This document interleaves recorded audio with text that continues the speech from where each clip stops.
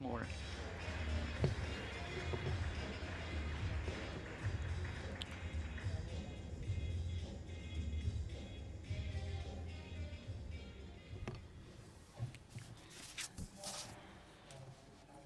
Hello and welcome. On my behalf, I'm Dennis Ballwieser, one of the two managing directors, and Andreas Arntzen unfortunately can't be here now, but he will be here later.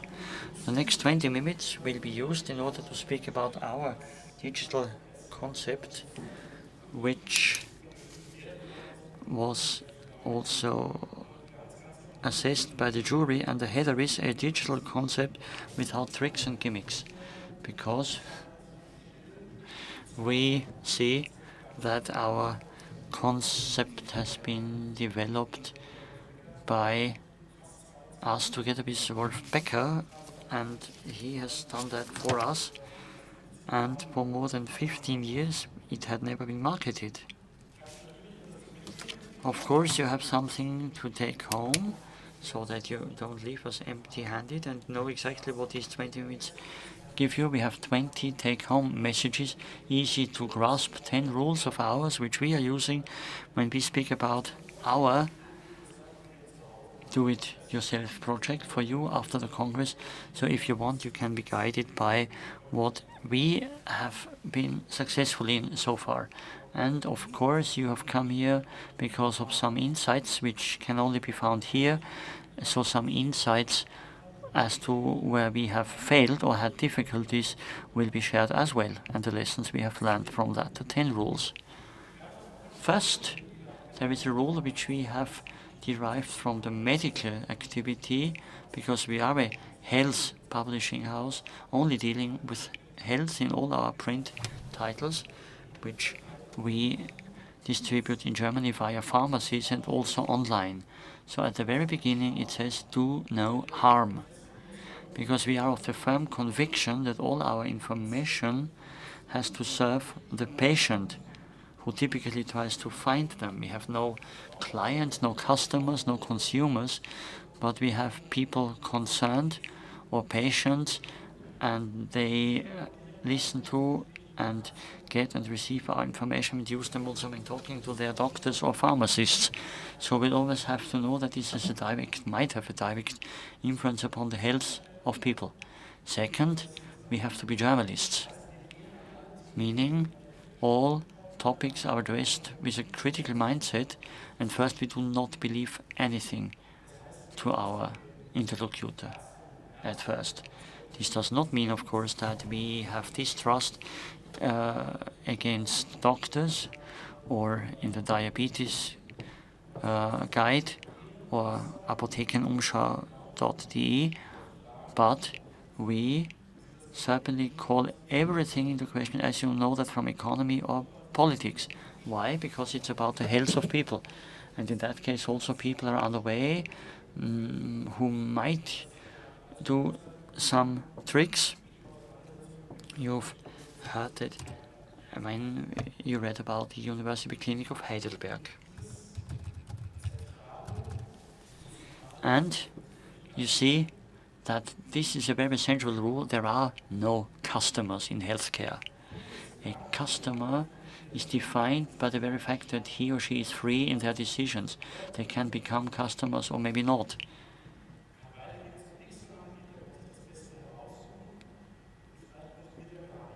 Maybe they wouldn't consume at all, whereas a patient is always in a personal situation where they need help, and very often they cannot decide and cannot freely choose their providers, or as it's called in the US, to shop for medicine. In the very European markets, we are far away from that. So we shouldn't treat patients like customers, but like someone trying to find some help they can rely on. That's why we do not try to sell anything to them. This does not mean that there wouldn't be a huge health market where a lot is sold and very successfully, but we as journalists do not take part in that, and we should also not have anything in common with salespeople of health offers in that market. We are really enough we have enough to do in explaining what kind of information there is. This for us means that we base everything we publish on scientific evidence. So we don't discuss this, and whatever is without evidence-based and does take place in healthcare and in the health market is noted by us. We also call it by names, but we also have a clear assessment. For instance, as to homeopathy, there is no scientific basis. We say that. Those who still want to try out can of course do that in their own responsibility. We will certainly not write in our editorial text that there is something which, as a matter of fact, does not exist. The other way around, from that scientific evidence, there are so many questions of patients which have to be answered. For instance, we have to explain why so often medicine is relatively empty-handed, because they say we do not know what helps, or in your personal case, we do not know what helps you better, we have to try out together. And to explain that is also the job of health journalism, and we have more than enough to do with that. All of that should be made accessible in the Apotheken Umschau for some 5 million print readers per month, 10 million estimated real users, and in the digital area in pharmacies we have up to 10 million unique users per month, and these dimensions show you that it's not a specific target group. It's not a captive audience having dealt with health before. It's all people knowing to read German. Our internal intention is that all those having more or less followed extended elementary schools should be able to read a text of ours and then derive consequences for diagnostics together with doctors and pharmacists. This means that everything from the very beginning has to be explained. Of course, we can use technical terms, but we have to explain them in German. We can use statistics, but we have to explain statistics as well. And most of our expenditure goes into that very part, to make health information understandable. There are relatively good studies for Europe where Germany is not in such a good situation as regards health competence. So this is to say, roughly speaking, that at least half of the people reading a health text in Germany then later on cannot repeat what they have written and cannot draw any conclusions. And there also, with the usability of our information, we have to start, otherwise we would not write for the people we want to write for. All this seems to be an enormously important role of ours. That is why we have to see repeatedly that very clearly we are only the extras, we are not the lead actors, meaning that the discussions and conversations between pharmacists, doctors and patients have to be prepared or even debriefed and sometimes accompanied. And this in order to create a basis so that people dare talk to their doctors and ask questions, or that afterwards they can read what they might have meant, what the doctor might have meant. This for us is such a key element that I want to repeat it again. Statistics is important in all realms of life, be it in politics or economy. We are facing this every day. In medicine, however, it's also decisive to know whether you can recognize and define diseases and treat them. And quite often the thing is that you have to use statistics in such a way that the modern concept of a patient means that patients together with their doctors decide on diagnosis, on therapy. But this has as a prerequisite that you understand what is done to you. Let me give you an example. If I tell you there are possibilities of prostate cancer early screening or detection, or also for breast cancer, then everyone says that's good and we know it and we can treat it and this is good for all of us. And for a long time, however, we do know that it isn't as simple as that.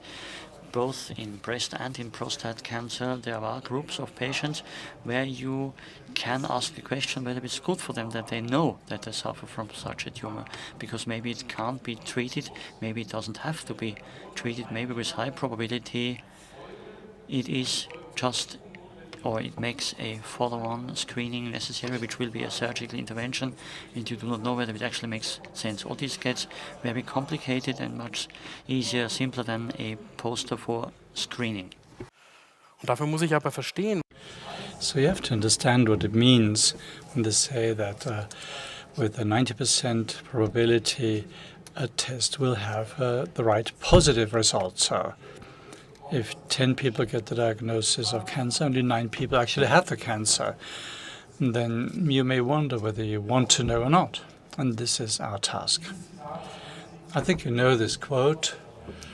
I've still included it here. This is supposed to remind us that we always need to question ourselves, no matter how successful we are with what we're doing.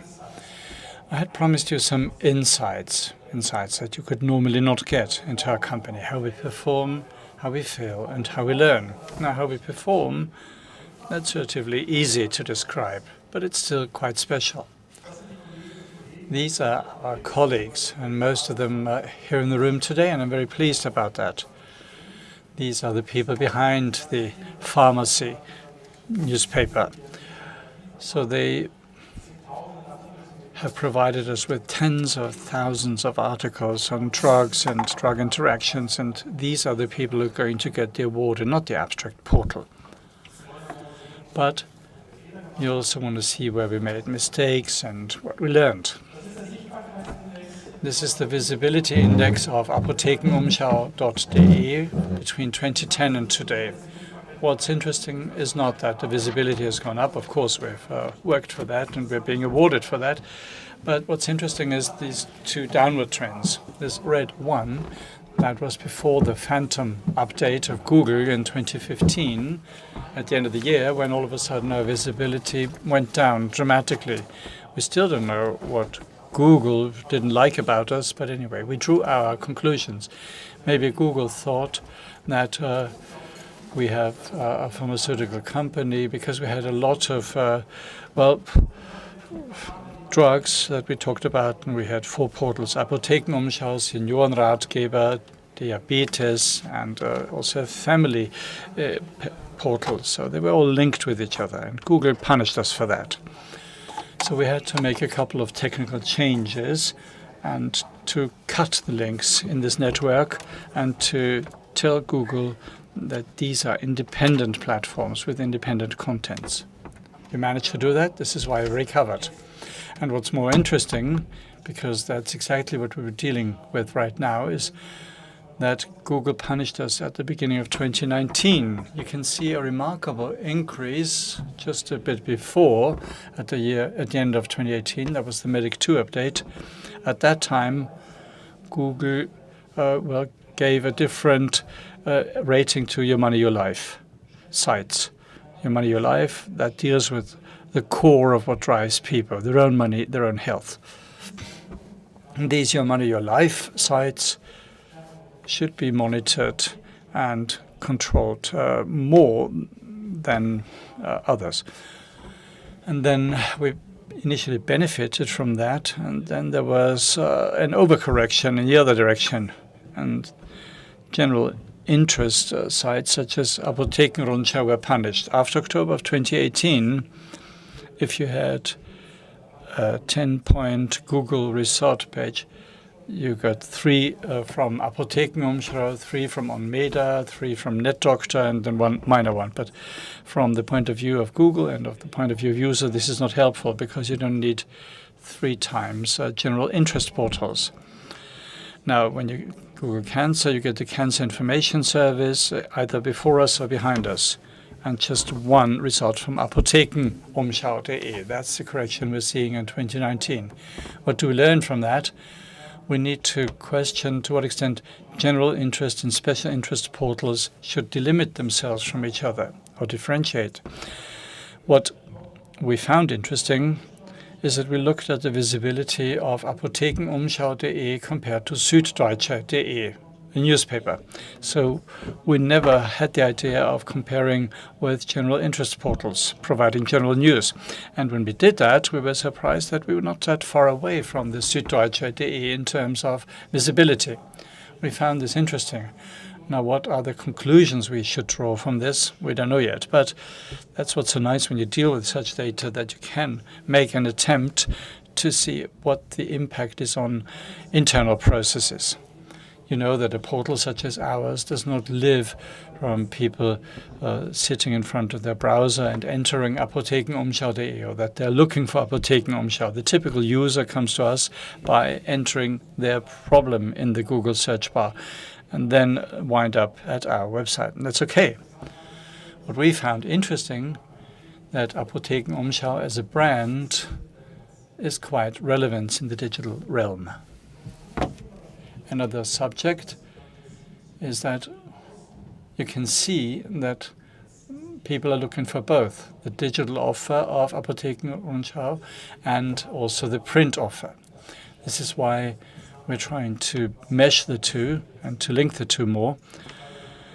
We have done this in two different ways for many decades, but now this is finally being merged in the digital realm. So I'm not going to ask you what you believe what the most read page on Apothekenumschau.de is. Interestingly, this is not the blockbusters. It's not high blood pressure, overweight, obesity, cancer. It is this feeling of itching. So then there's also, for example, bloated stomach or whatever. But it can be worth it to not only deal with the obvious issues, but to also deal with niche products, because all niches taken together are more than relevant. So that's what we want to achieve. And this is what we don't always achieve, but this is what we are very pleased with if we are successful. Slipped disk, for example. If you Google slipped disk, well, Google decides that our offer is so easy to understand and so much to the point that it is shown at the very top with our contents.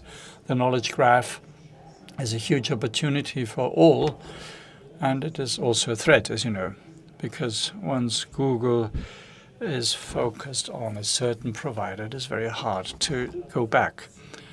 Now, what are the 10 do's for your do-it-yourself project if you leave the room?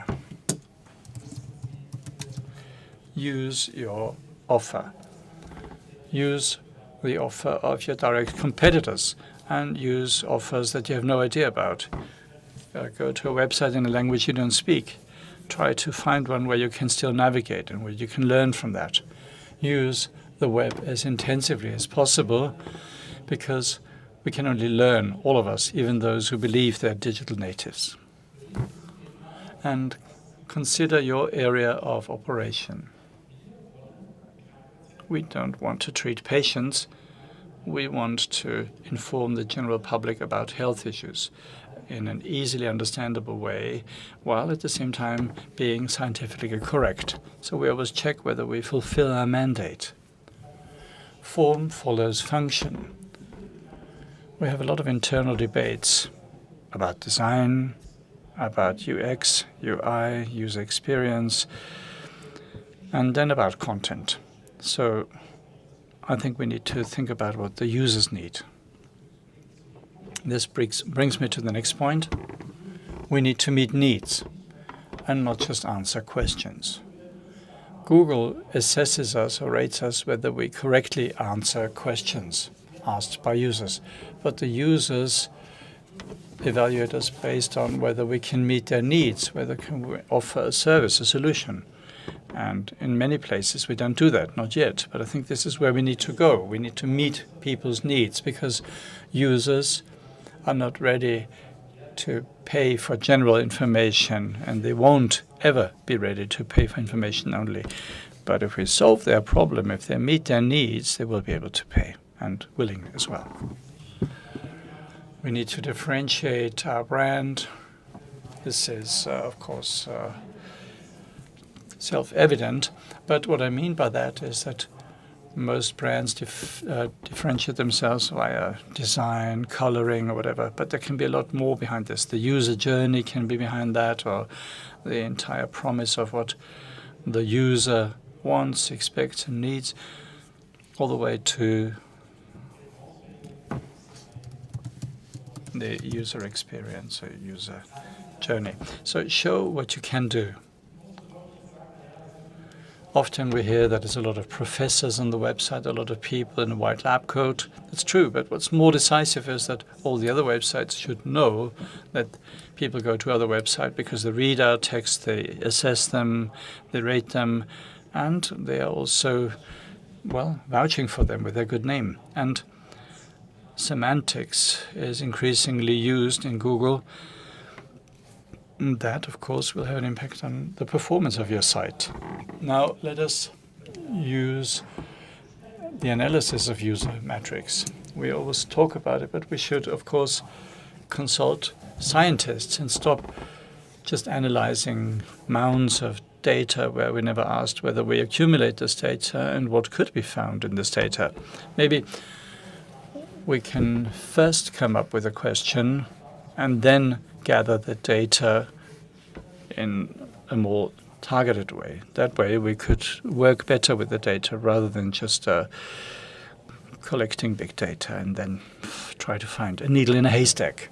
Educate your team, send them for further training, give them freedom, leeway, and you should also challenge those among your employees who are ready to take on this additional burden. Of course, there's always a risk that they might leave you, but these are the very people you're going to need in future to do the job.